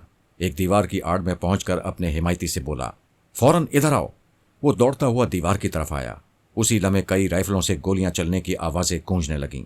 कई गोलियां लकड़ी के दरवाजे को छेद कर अंदर आ रही थीं। एक गोली जख्मी पहलवान को लगी। वो चीख मारकर उछला, फिर जमीन पर गिरकर तड़पने लगा। पारस ने कहा, पहलवानों, तुम जिस्मानी कुव्वत बढ़ाने में उम्र गुजार देते हो, जरा दिमागी कुव्वत को भी बढ़ाया करो। देखो, वो शैतान इधर तुम्हारा दोस्त बन रहा था और उधर अपने आदमियों से अंधाधुंध फायरिंग करवा रहा है। उसे इस बात की परवाह नहीं है कि इस फायरिंग से तुम्हारी जानें भी जाएंगी। वो पहलवान जमीन पर तड़प तड़प कर ठंडा हो चुका था। पारस अपनी जगह से छलांग लगाकर दूसरे पहलवान के पास पहुंचा। वो परेशान होकर बोला, भाई अब हमला न करना, हमें अकल आ गई है, हम दोस्त हैं। पारस उसके पीछे आकर उसे ढाल बनाते हुए बोला, दोस्त हो तो आने वालों को रोको, जो बोया है उसे काटो। उसी वक्त फायरिंग से लॉक टूट गया। दरवाजे के पट पर बाहर से ठोकर मारी गई। उधर वो खुला, इधर हिमायती पहलवान ने वो कुर्सी उठाई जिस पर पारस को बिठाकर बांधा गया था। उसने आने वाले पर कुर्सी दे मारी, जिसके नतीजे में वो आते ही फायरिंग न कर सका। कुर्सी की जद में आकर वो पीछे चले गए। हिमायती पहलवान ने बड़ी बेपाकी से उन पर छलांग लगाई। पारस ने दूसरे पहलवान को पीछे से एक लात मारकर कहा, जाओ अपने साथी की मदद करो। वो लात खाकर लड़खड़ाता हुआ ना चाहने के बावजूद आने वालों पर खुद ब खुद जा गिरा। हिमायती पहलवान उन्हें फायरिंग से बाज रखने की कोशिश कर रहा था और चीख चीख कर कह रहा था, अपनी सलामती चाहते हो तो अब गोली ना चलाना, ये मेरा अड्डा है, यहां से कोई जिंदा वापस नहीं जाएगा। ऐसी सूरत में जब दो पहलवान उनसे उलझे हुए थे, वो सही टारगेट पर फायर नहीं कर सकते थे और पहलवानों को गोली मारकर अड्डे के मुसल्ला अफराद से दुश्मनी मोल लेना नहीं चाहते थे। वो तंजीमी मातहत पारस का निशाना लेने का मौका देख रहा था। पारस ने उनकी जानिब छलांग लगाई। उसने गोली चला दी, लेकिन मद्दे मुकाबिल ये नहीं समझ पाए थे कि वो छलांग लगाने के दौरान किस तरह समत बदल लेता है। फायर खाली किया। उसने सर घुमाकर पारस को ढूंढा। उसी वक्त हाथ पर ठोकर पड़ी। रिवॉल्वर छूटकर फजा में उछला। पारस ने उसे कैच कर लिया। दूसरे ने उस पर गोली चलाई, मगर उसे तो ये तरबियत दी गई थी कि हथियारों के सामने कभी एक जगह न ठहरो, पारे की तरह जगह बदलते रहो। उसने जगह बदलकर फायर करने वाले को गोली मार दी। फिर वहां से पलक झपकते ही दूसरी जगह आया। दूसरे राइफल बरदार को टारगेट बनाया। उन पहलवानों के मुसल्ला मातहत अब तक ये नहीं समझ पाए थे कि वहां क्या हो रहा है, क्योंकि उन्होंने अपने पहलवानों को पारस के खिलाफ सौदा करते देखा था और मुसल्ला तंजीम वालों को मेहमान समझा हुआ था। वो सोच भी नहीं सकते थे कि बाजी यूं पलट सकती है। सौदे के खिलाफ तंजीम वाले मेहमानों से झगड़ा हो सकता है। बहरहाल इतनी देर में वो सिचुएशन को समझ गए। अब 3 मुसल्ला तंजीम वाले रह गए थे। उन्हें निशाने पर रखते हुए हुक्म दिया, हथियार फेंक दो। वो हुक्म की तामील पर मजबूर हो गए। उन्होंने हथियार फेंक दिए। पारस ने अपने हिमायती से कहा, अपने आदमियों को हुक्म दो, अब कोई मुंह से आवाज ना निकाले। वो शैतान किसी के दिमाग में पहुंचकर तुम्हें नुकसान पहुंचा सकता है। ये 2 जख्मी पहलवान उसकी ख्यालखानी के सामने मजबूर हैं। इनसे भी हमें नुकसान पहुंच सकता है। इन्हें फिलहाल किसी कमरे में बंद कर दो। तुम दुरुस्त कहते हो।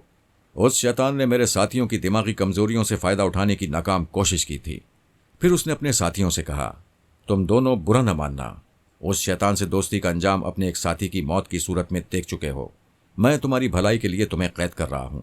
एक जख्मी ने कहा, हमारे दिमाग में आने वाला शैतान नहीं, फरहाद है। तुम इतनी सी बात नहीं समझते कि अगर फरहाद उसका बाप है तो उसके दिमाग में क्यों नहीं आ रहा? टेलीपैथी के जरिए तुम्हारी मदद क्यों नहीं कर रहा? हिमायती ने पारस को देखकर कहा, यह ख्याल मुझे भी आया था, मगर इस हंगामे में तुमसे पूछना भूल गया। फराज साहब तुम्हारे वालिद हैं, उन्हें ख्यालखानी के जरिए तुम्हारी मदद करना चाहिए, मगर वो हम में से किसी के दिमाग में नहीं आ रहे हैं। आखिर बात क्या है? सीधी सी बात है, मेरे पापा दूसरे मामलात में मसरूफ़ हैं। चूँकि मैं अपने मामलात से खुद निमटना जानता हूँ, इसलिए वो कभी कभी मेरे दिमाग में आते हैं। तुम ज़रा सब्र करो, वो फुर्सत पाते ही हमारे पास आएंगे। सुपरमास्टर ने कहका लगाते हुए कहा, यह छोकरा तुम्हें खूब उल्लू बना रहा है। सोचने की बात है, क्या बाप को अपने मामलात से इतनी दिलचस्पी है कि औलाद खतरात में घिर जाए तब भी वो उसकी परवाह नहीं करता? मैं फराद अली तैमूर हूँ। मेरा बेटा पारस मेरे पास मौजूद है। ये नौजवान बहुत ही खतरनाक है। मैं फिर समझाता हूँ, मेरे आदमियों को छोड़ दो और इस नौजवान को हमारे हवाले कर दो।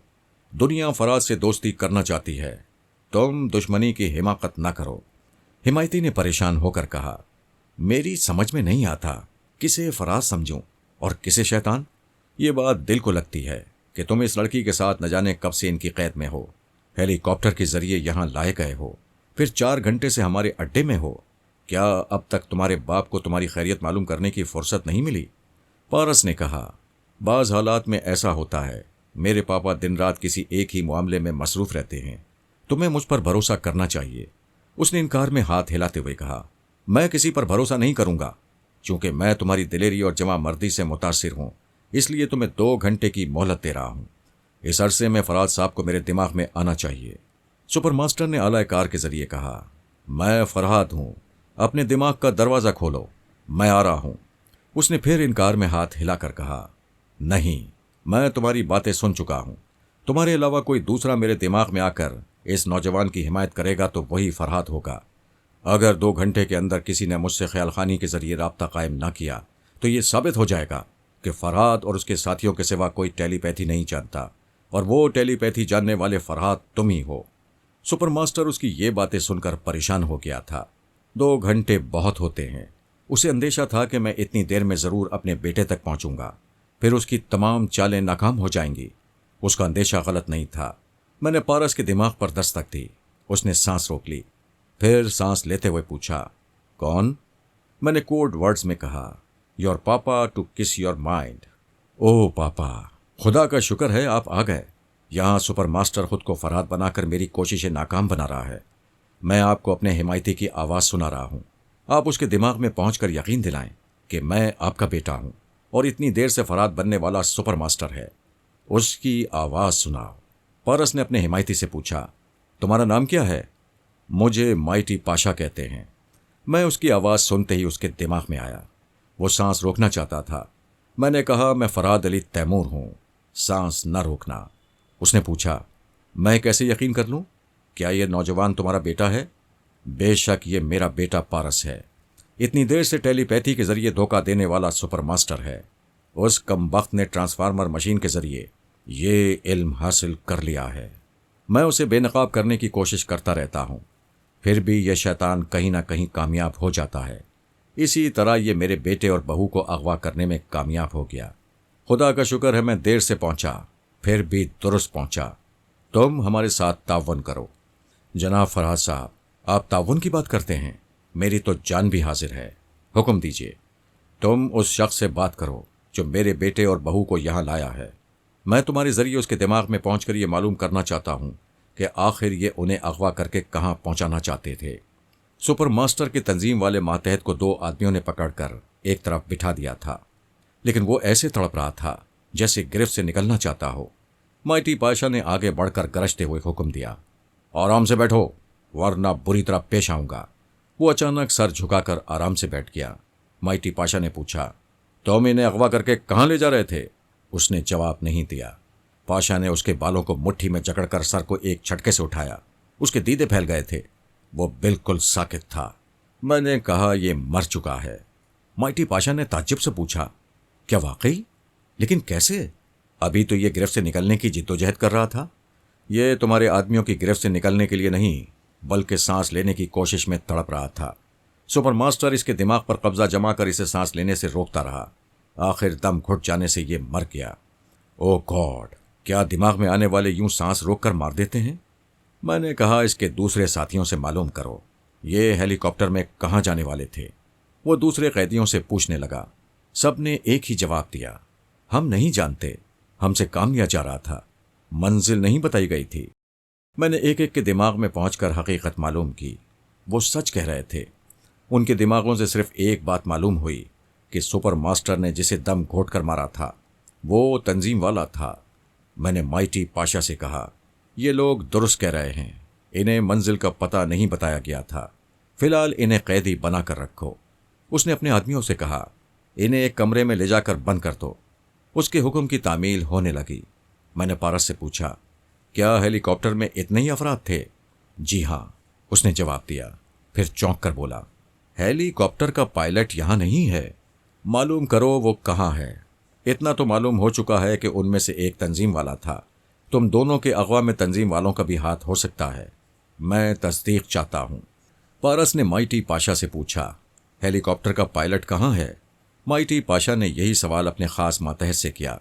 उसने जवाब दिया, वो जजीरे में कहीं तफरी के लिए गया हुआ है, किसी बार या क्लब में होगा। वो खास मातहत एक बड़ा सा पैकेट लाया था। उसे पारस को देते हुए बोला, इसमें जनाना लिबास है, अपनी शरीक हयात के लिए ले जाइए।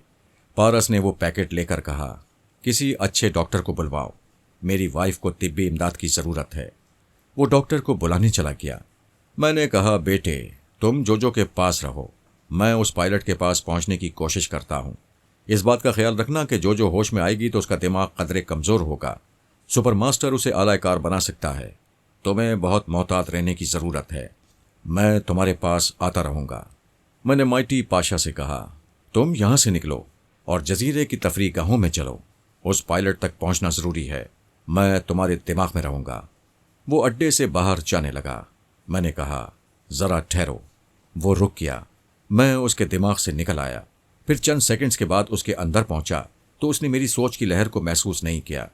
मैंने कहा, माइटी पाशा, तुम टेलीपैथी की चालों को रफ्ता रफ्ता समझोगे। मैं तुम्हें समझाता जाऊंगा। जब एक ख्याल खानी करने वाला तुम्हारे दिमाग में मौजूद हो तो तुम दूसरे ख्याल खानी करने वाले को महसूस नहीं कर सकोगे। उसने पूछा, क्यों महसूस नहीं कर सकूंगा?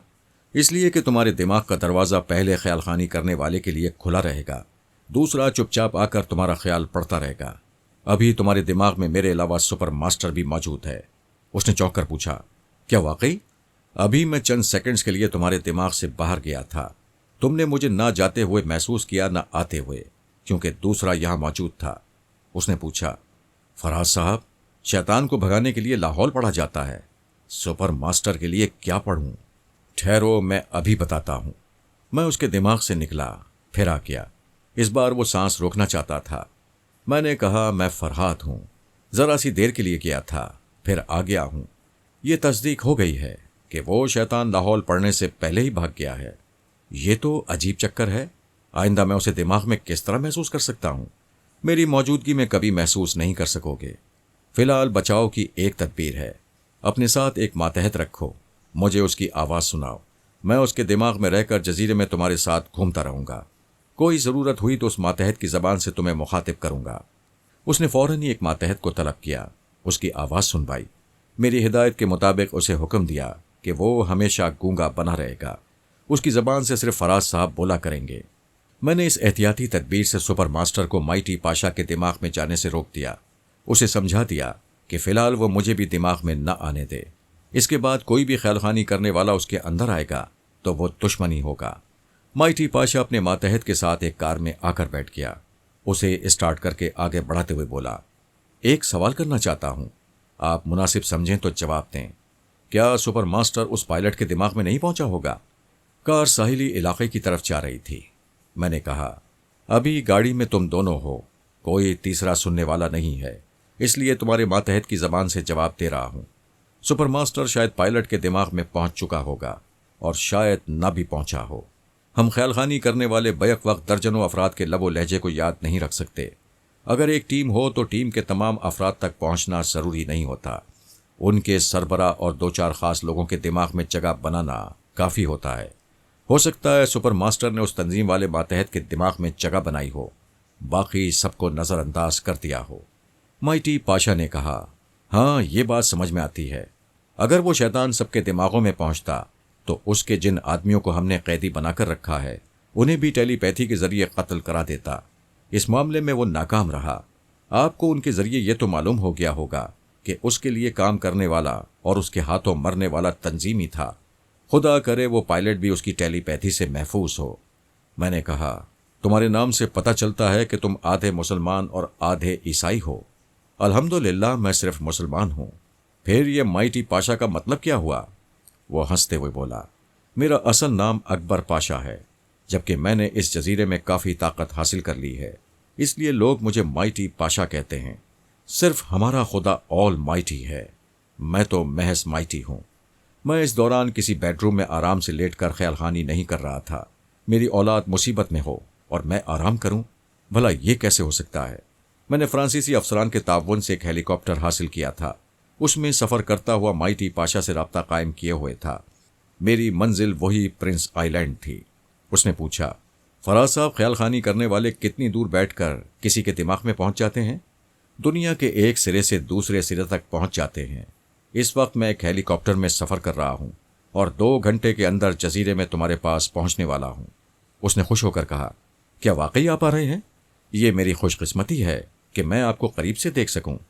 मैं उससे बातें कर रहा था और सोच रहा था, सुपर मास्टर नाकाम होने के बाद क्या कर रहा होगा।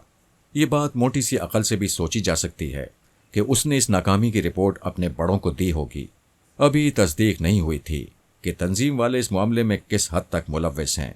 अगर हैं तो सुपर मास्टर ने तंजीम वाले हुक्काम पर यह कहकर गुस्सा उतारा होगा कि उनका तंजीमी एजेंट नाकारा निकला। उसकी हिमाकतों के बाइस पारस और जो हाथ से निकल गए। नाकाम होने वाले खामोश नहीं बैठेंगे। अब बड़े पैमाने पर सुपर मास्टर के खास आलायकार और तंजीम वाले एजेंट जजीरे में पहुंचेंगे, बल्कि पहुंच रहे होंगे। उनसे निमटने के लिए जजीरे के तमाम जराइम पेशा अफराद को अपनी मुट्ठी में रखना जरूरी हो गया था।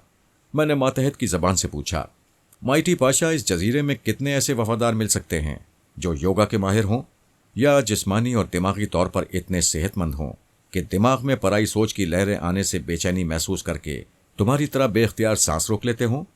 उसने जवाब दिया, मैं नहीं जानता योगा के माहिर कौन लोग होते हैं, लेकिन मेरे जैसे सेहतमंद 20-25 वफादार जरूर मिल जाएंगे। यहां छोटे बड़े कितने गुंडे बदमाश होंगे? उसने मुस्कुराकर कहा, आपने दुनिया देखी है, ये तो जानते ही हैं कि ऐसे छोटे छोटे जजीरे दौलतमंदों की अय्याशियों के लिए होते हैं। यहाँ ऐसे लोगों की आबादी है जो बड़े लोगों को अय्याशी का सामान फराहम करते हैं। यूं समझिए, ढूंढने से शायद 2-4 शरीफ आदमी मिल जाएं, वरना मुझसे लेकर गरीब तक सभी शैतान हैं। तुम ऐसे तमाम शैतानों को खरीदो जो बिकने पर आमादा हों। जनाब, इसके लिए काफ़ी रकम की ज़रूरत होगी। तुम्हें 2-4 घंटों में लाखों डॉलर मिल जाएंगे। लाखों डॉलर? उसका मुंह हैरत से खुल गया। वो बड़ी मुश्किल से सांस लेते हुए बोला, मगर जनाब, कैसे मिलेंगे? मैं तुम्हें बताऊंगा, फिलहाल काम की बात करो। सुपर मास्टर नाकाम होने के बाद यहां खतरनाक लोगों को भेज रहा होगा। तुम्हारे पास भी वफादारों की फौज होना चाहिए।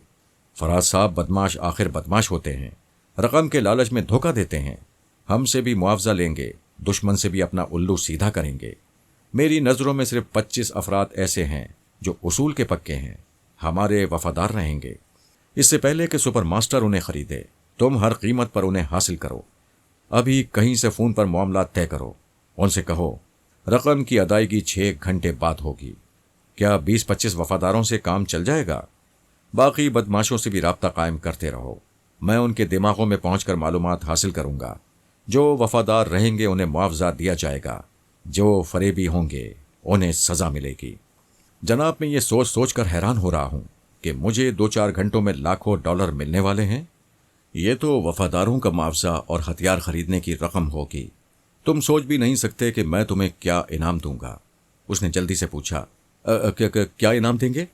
मेरा बेटा और बहू खैरियत से पेरिस पहुंच जाएंगे तो इस जजीरे में सबसे बड़ा सरमायादार का नाम उभरेगा और वो नाम होगा माइटी पाशा। वो खुशी से कांप रहा था, उसके हाथों में स्टीयरिंग बहक रहा था। मैंने कहा, खुद को संभालो, क्या दौलतमंद बनने से पहले मर जाने का इरादा है? उसने कहा, जनाब, मेरी समझ में नहीं आता मैं किस तरह आप पर कुर्बान हो जाऊं। फिलहाल सिर्फ मेरे बेटे और बहू की हिफाजत करो। मैं वादा करता हूं, कसम खाता हूं, आखिरी सांस तक उनकी हिफाजत करूंगा। इस जजीरे में कितने नामवर दौलतमंद हैं? यहाँ 3 अरबपति सरमायादार हैं। उनमें से एक जवान बेवा है जो निहायत मगरूर और संगदिल है, मर्दों से सख्त नफरत करती है। ऐसी नक चढ़ी है कि नाक पर मक्खी नहीं बैठने देती। उसकी नाक पर टेलीपैथी की मक्खी बैठेगी। उससे फ़ोन पर राब्ता कायम करो। आपका हुक्म सर आंखों पर, लेकिन यह बताना मेरा फ़र्ज़ है कि वो बहुत ख़तरनाक है। अगर उसे मालूम होगा कि मैंने उसका फ़ोन नंबर डायल किया था तो वो अपने वसी ज़राए इख्तियार करके मुझे जजीरे से निकलवा देगी। इसका मतलब ये नहीं है कि मैं उससे डरता हूँ। पहले डरता था, अब तो मुझे आपकी सरपरस्ती हासिल है। पाशा, तुम बातों में अपना काम भूल जाते हो। मैंने कहा था, उन 25 सेहतमंद नौजवानों से फ़ौरन राब्ता कायम करो। उन्हें पहली फुर्सत में अपनी वफादारी पर आमादा करो। उसने एक बार के सामने कार रोक कर कहा, मैं अभी उनसे राब्ता कायम करता हूँ। वो अपने मातहत के साथ बार में आया, 2 पैक का ऑर्डर दिया। फिर बारमैन की इजाजत से टेलीफोन का रिसीवर उठाकर नंबर डायल करने लगा। माइटी पाशा जिस बार या तफरी गाह में जाता था, वहां हेलीकॉप्टर के पायलट का हुलिया बताकर उसके मुताल्लिक पूछता था। वहां भी उसने बारमैन से पूछा, क्या तुमने किसी ऐसे शख्स को देखा है जिसकी आंखें नीली और भवें घनी हैं, सर पर एक भी बाल नहीं है, उसने खाकी रंग की पतलून और जैकेट पहनी हुई है। बारमैन ने जवाब दिया, ऐसा एक आदमी तकरीबन पौन घंटा पहले उधर एक मेज पर बैठकर पी रहा था। अचानक वो उछलकर खड़ा हो गया, लंबी लंबी सांसें लेने की कोशिश करने लगा। इस कोशिश में वो कभी मेज पर औंधा हो रहा था, कभी कुर्सियों का सहारा लेकर संभलना चाहता था। बार के मुलाजमों ने उसे पकड़कर पूछा, उसके साथ क्या हो रहा है, लेकिन जवाब देने से पहले ही वो दम तोड़ चुका था। मैंने मातहत की जबान से कहा, पाशा, सुपरमास्टर यहां भी वही काम दिखा गया है। बहरहाल तुम अपने काम की रिपोर्ट दो। 2 सेहतमंद जवानों से रब्ता कायम हो चुका है, वो मेरा काम करने पर राजी हैं। मैंने उनसे कहा है कि वो अपने दूसरे साथियों को भी अपनी रिहाइशगाह पर बुलाएं। मैं आधे घंटे में उनके पास आ रहा हूं। ठीक है, उनसे रूबरू बैठकर मामला तय करो। और हां, उस मगरूर अरबपति बेवा को भूल रहे हो। उसका नाम क्या है? उसे मादाम सुल्ताना आफंदी कहते हैं। उसने रिसीवर उठाकर नंबर डायल करते हुए पूछा, मुझे फोन पर क्या कहना होगा? तुम खामोश रहोगे, मैं तुम्हारे दिमाग में आ रहा हूं। मैं उसके पास पहुंच गया। वो नंबर डायल करने के बाद इंतजार कर रहा था। दूसरी तरफ घंटी बज रही थी। फिर किसी ने कहा, हेलो। मैंने माइटी पाशा की जबान से पूछा, क्या मैं मादाम के पर्सनल सेक्रेटरी से मुखातिब हूं? जी हां, फरमाइए। सेक्रेटरी साहब, तुम्हारी आवाज बैठी हुई है, जरा खंकार कर गला साफ करो, फिर बोलो। ये कहकर मैंने पाशा से रिसीवर रखवा दिया और सेक्रेटरी के दिमाग में पहुंच गया। उस बेचारे ने गला खंकार कर साफ किया, फिर कहा, मिस्टर, मेरी आवाज ठीक है, शायद आपके रिसीवर में कुछ खराबी है। Hello hello. उसने रिसीवर कान से हटाकर देखा, फिर कान से लगाकर हेलो हेलो कहता रहा। पता चला लाइन कट गई है। उसने रिसीवर रख दिया। उसकी सोच ने बताया, मादाम सुल्ताना अफंदी महल में है, शाम को घुड़सवारी के लिबास में बाहर आएगी। मैं उस सेक्रेटरी को सुल्ताना तक पहुंचाना चाहता था। इस ख्याल से ही उसके दिमाग ने सहम कर कहा, यह मैं क्या सोच रहा हूं? महल में मादाम का जो मखसूस रिहायशी हिस्सा है, वहां आज तक किसी मर्द ने कदम नहीं रखा। बेशक मुझे तजस्सुस है, मैं वहां जाना चाहता हूं, लेकिन जिंदगी से बेजार होने के बाद ही जा सकता हूं। उस महल के मुताल्लिक सेक्रेटरी की मालूमात महदूद थीं। वो इतना जानता था कि एक आनी सलाखों की दीवार है जो महल के 2 हिस्सों को तकसीम करती है। सलाखों के उस पार जहां सुल्ताना रहती है, वहां 2 चीते आज़ादी से घूमते रहते हैं। उनमें एक नर है और दूसरी मादा है। उनके बच्चे भी हैं। वो बच्चे रात को सुल्ताना के साथ बिस्तर पर सोते हैं। वो रोजाना एक गाय या 4 बकरे उन चीतों के आगे डालती थी। महल के पीछे मुख्तलिफ नस्ल के खूंखार कुत्ते थे जो सिर्फ सुल्ताना को पहचानते थे और उसके एक इशारे पर किसी भी दुश्मन की बोटियां नोचकर सिर्फ हड्डियों का ढांचा छोड़ देते थे। महल के एक हिस्से में ऐसी 4 दीवारी थी जो आनी जालियों से बनाई गई थी। उसमें दर्जनों जहरीले सांप थे जिन्हें वो अपने हाथों से दूध पिलाती थी। जो सांप उसे पसंद आता था, उसके साथ खेलने के लिए खुद उसके मुंह से जहर निकालती थी, फिर दिल बहलाने के लिए उसे बेडरूम में ले जाती थी। इन आदात से जाहिर होता था कि वो कैसी दरिंदा सिफत औरत है। महल के मुलाजिम हों या महल की ज़रूरियात का सामान सप्लाई करने वाले लोग हों या पुलिस अफसरान हों, सब उसके सामने सर झुकाकर बात करते थे। उससे नजरें मिलाते वक्त यूं लगता था जैसे उसकी आंखों से सांप फुंकार रहे हों। वो कभी मुस्कुराती नहीं थी, लेकिन किसी को ठोकरें मारते वक्त बहके लगाती थी। यूं तो बड़े लोग छोटे लोगों को ठोकरें मारते हैं, लेकिन उस औरत के मिजाज में दरिंदगी और बेरहमी कूट कूट कर भरी हुई थी। वो ज़रूरतमंदों को $100 से लेकर $1000 तक देती थी, लेकिन शर्त यह होती थी कि रकम लेने वाले लहूलहान होने तक उससे मार खाते रहें। वो गरीबों और हाजतमंदों की हमदर्द थी और बेदर्द भी थी। एक मशगले के तौर पर उनसे पोलो के मैदान में खेलती थी। उसके हाथ में एक पोलो स्टिक होती थी। वो घोड़े पर सवार रहती थी और किसी भी ज़रूरतमंद से कहती थी, देखो ये मैदान बहुत वसी व अरीज है, तुम खुद को बचाने के लिए भागते रहो, मैं तुम्हारे पीछे घोड़े को दौड़ाऊंगी और इस छड़ी से मारती जाऊंगी। अगर तुमने आधे घंटे तक खुद को बचा लिया तो मैं तुम्हें $500 दूंगी, और अगर खुद को ना बचा सके तो मेरे हाथों लहूलहान भी होगे और रकम भी सिर्फ $100 हासिल करोगे। वो जबरदस्त शिकारी थी। घुड़सवारी में उसे महारत हासिल थी। मैदान में आने वाले हाजतमंद आधे घंटे तक खुद को बचा नहीं पाते थे। उससे मार खाते खाते अपने ही लहू में डूब जाते थे। वो पर्सनल सेक्रेटरी ऐसे खूनी मनाजिर नहीं देख सकता था, नजरें फेर लेता था। अब तक मैदान में एक ही शख्स ऐसा था जिसने खुद को आधे घंटे तक उसके जुल्म से बचाए रखा था। मादाम सुल्ताना आफंदी ने खुश होकर उसे $500 दिए और इनाम देते ही अचानक उसकी पिटाई शुरू कर दी। वो अपनी शिकस्त बर्दाश्त नहीं कर सकती थी। उसके आदमियों ने उस बाजी जीतने वाले को बांध दिया था। सुल्ताना ने जी भर के पिटाई करने के बाद उसे और $500 दिए और हुक्म दिया, चले जाओ यहां से, आइंदा कभी जजीरे में नजर ना आना। अगर मेरे गुलामों ने तुम्हें देख लिया तो गोली मारकर समंदर में फेंक देंगे। मैं जिसे शिकार करती हूं उसकी लाश पुलिस वालों को भी नहीं मिलती। मैं पर्सनल सेक्रेटरी के ख्यालात पढ़ रहा था। वो एकदम से चौंक गया। इंटरकॉम से आवाज आ रही थी। उसने फौरन रिसीवर उठाकर कहा, yes madame. Madame Sultana Afandi की पत्थर जैसी आवाज सुनाई थी। मैं इजाजतनामा भेज रही हूं, उसके मुताबिक सफेद अरबी घोड़े की कीमत अदा कर दो। मेरी मुराद पूरी हो गई। मैंने उसकी आवाज सुन ली। कमबख्त ऐसे बोल रही थी जैसे फोन के जरिए सुनने वाले के दिमाग में पत्थर मार रही हो। मैंने पर्सनल सेक्रेटरी के पास से परवास की और उसके दिमाग में पहुंच गया। उसने कुछ बेचैनी सी महसूस की। आखिर जहरीले सांपों और दरिंदों के साथ खेलने वाली औरत थी। यकीनन मजबूत दिमाग और मुस्तहकम कुव्वत इरादी की मालिक थी। उसकी छठी हिस्स ने कहा, कोई गैर मामूली बात है। मैंने उसके लहजे में मुस्कुराते हुए कहा, भला गैर मामूली बात क्या हो सकती है? क्या मैं एक कमजोर औरत की तरह अपने अंदर कभी कमजोरी महसूस कर सकती हूं? मैं तो शेरनी हूं। वो खुश हो गई, मुस्कुराने लगी। मैंने उसे बहला दिया था। वो एक हैंगिंग चेयर पर बैठी आहिस्ता आहिस्ता झूल रही थी। करीब ही एक उधेड़ उम्र की औरत अदब से खड़ी हुई थी। उसने उसकी तरफ एक लेटर पैड पढ़ा दिया।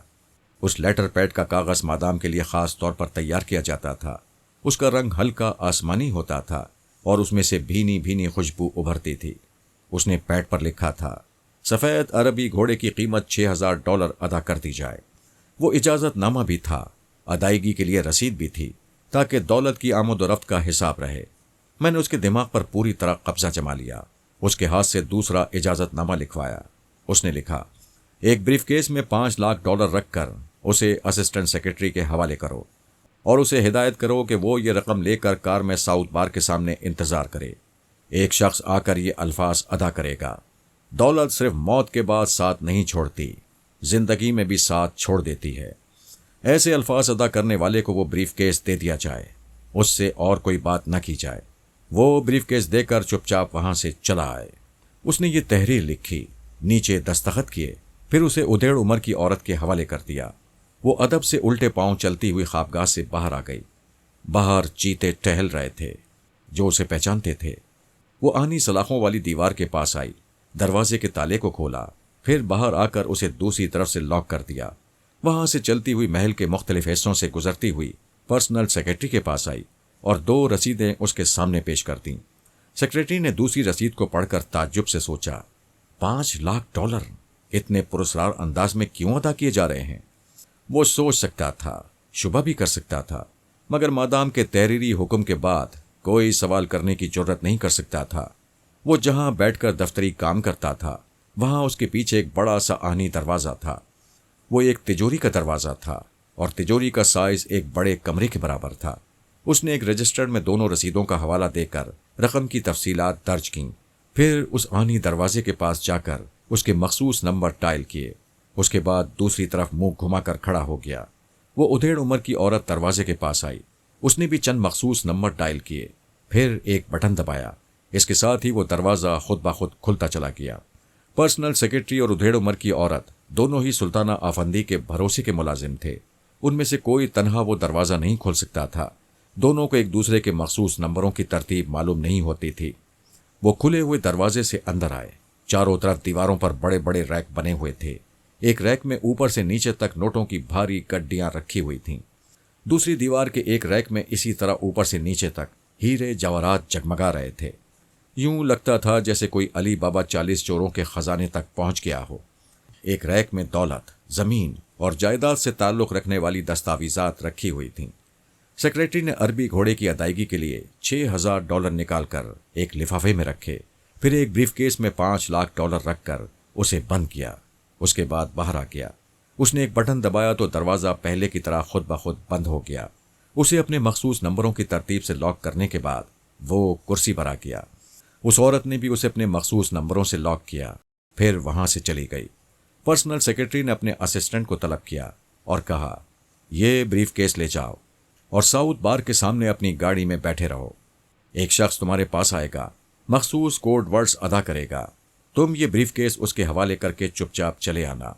उस शख्स से कोई बात न करना। उसने अपने असिस्टेंट को मखसूस कोड वर्ड्स याद करा दिए। वो ब्रीफकेस लेकर रवाना हो गया। जब वो महल से बाहर आकर अपनी गाड़ी में बैठा तो मैंने उस गाड़ी का रंग, मॉडल नंबर मालूम किया। फिर माइटी पाशा के पास आ गया। वो एक बड़े से हॉलनुमा कमरे में ऐसे जवानों के साथ बैठा हुआ था जो सब के सब बॉडी बिल्डर थे। वो उनसे कह रहा था, मैं एक माँ के लिए तुम सब की खिदमत हासिल करना चाहता हूं।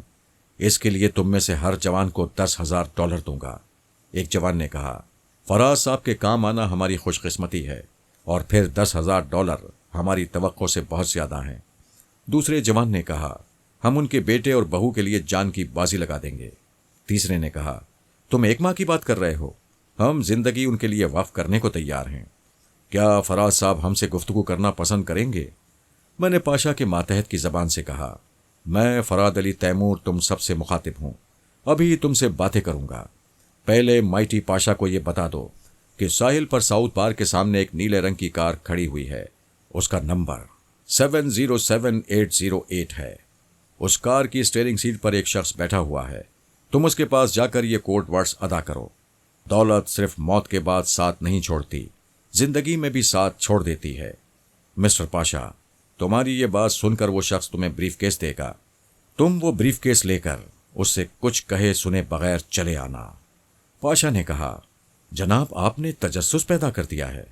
क्या मैं पूछ सकता हूं कि उस ब्रीफकेस में क्या है? $5 लाख हैं। ये सुनते ही सब के सब हैरानी से उठकर खड़े हो गए। पाशा मारे हैरत के खड़ा भी ना हो सका। मैंने कहा, वक्त जाया ना करो, फौरन साउथ बार के सामने जाओ।